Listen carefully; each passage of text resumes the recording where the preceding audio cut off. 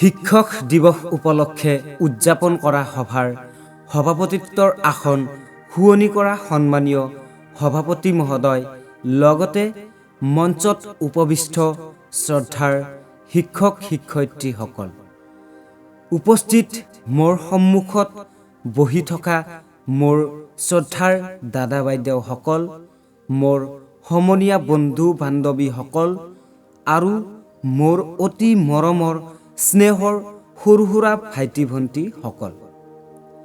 প্ৰথমতে মই মোৰ শ্ৰদ্ধাৰ শিক্ষক শিক্ষয়িত্ৰীসকলৰ লগতে বিশ্বৰ প্ৰতিগৰাকী শিক্ষক শিক্ষয়িত্ৰীলৈ শিক্ষক দিৱসৰ আন্তৰিক শুভেচ্ছা জ্ঞাপন কৰিছোঁ।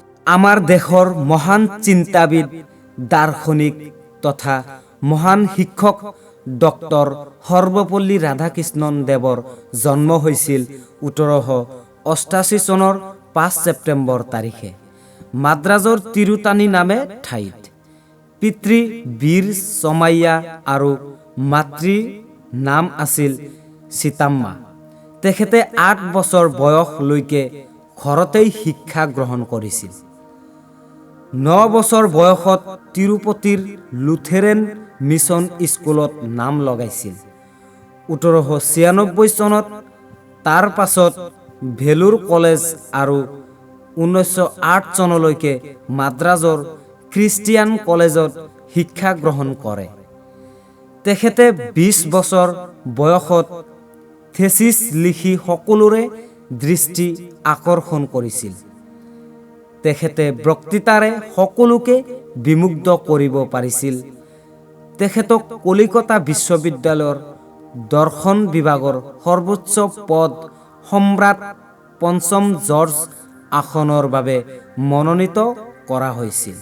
ৰাধাকৃষ্ণনে ১৯৫২ চনৰ পৰা ১৯৫৬ চনলৈ আৰু ১৯৫৭ চনৰ পৰা ১৯৬২ চনলৈকে দুবাৰকৈ ভাৰতৰ উপৰাষ্ট্ৰপতিৰ আসন অলংকৃত কৰে। ১৯৬২ চনতেই তেখেতে ৰাষ্ট্ৰপতিৰ আসনো অলংকৃত কৰে। সেই সময়তেই তেখেতৰ অগাধ পণ্ডিতৰ বাবে বিশ্বই তেখেতক দাৰ্শনিক আখ্যা দিয়ে।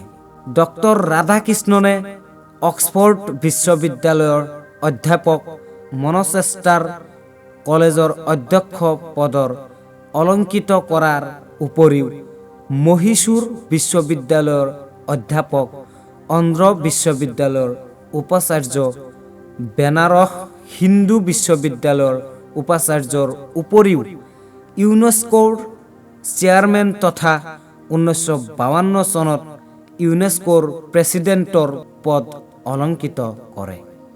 ডক্টৰ ৰাধাকৃষ্ণনে ভাৰতৰ শিক্ষা ব্যৱস্থাৰ আমূল পৰিৱৰ্তন কৰিবলৈ সক্ষম হোৱা বাবে শিক্ষা আয়োগৰ অধ্যক্ষ পদত নিযুক্তি দিয়া হয়। তেখেতক ১৯৫৪ চনত ভাৰত ৰত্ন সন্মান প্ৰদান কৰা হয়। ৰাধাকৃষ্ণনে ৰাষ্ট্ৰপতি পদত অধিষ্ঠিত হোৱাৰ পাছত তেওঁৰ কেইজনমান বন্ধু আৰু ছাত্ৰই তেওঁৰ জন্মদিন পালনৰ অনুমতি বিচাৰিলে। তেতিয়া তেওঁ ক'লে যে তেওঁ নিজকে ৰাষ্ট্ৰপতি, দাৰ্শনিক, ৰাজনীতিবিদ হিচাপে পৰিচয় দিয়াতকৈ শিক্ষক হিচাপে পৰিচয় দিবলৈ বেছি ভাল পায়।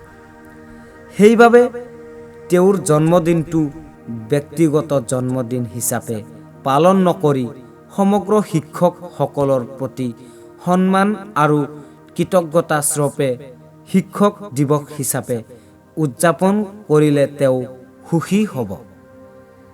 তেতিয়াৰ পৰাই ৫ ছেপ্টেম্বৰ তাৰিখে শিক্ষক দিৱস হিচাপে পালন কৰি অহা হৈছে।